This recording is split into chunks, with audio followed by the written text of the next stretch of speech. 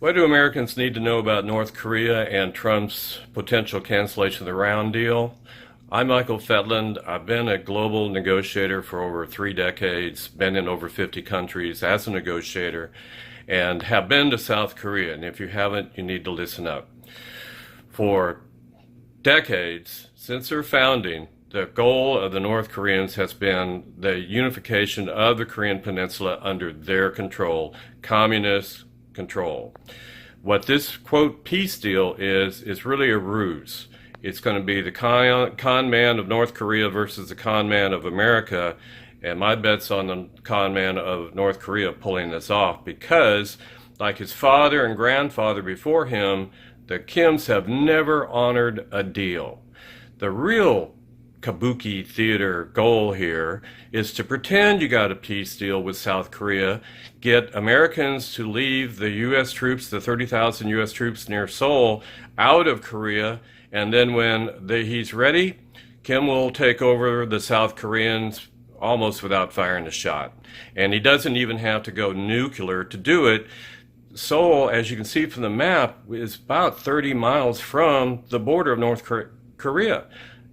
Just with a one-day artillery barrage, Kim could reduce Seoul to ashes in one day. 20, 30 million people are at risk just from from artillery. Standard conventional weapons. Don't need the nuke. You don't need the radiation.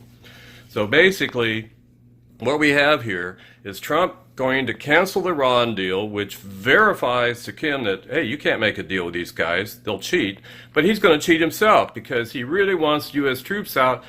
Trump already has said he wants the 30,000 U.S. troops out of Korea. A disastrous move by a naive president who's got no clue. No Democrat or Republican president before him has ever been that stupid. Because then the gateway opens for Kim Jong-un to then make his play and take over South Korea after the troops are gone and he's ready to make his move.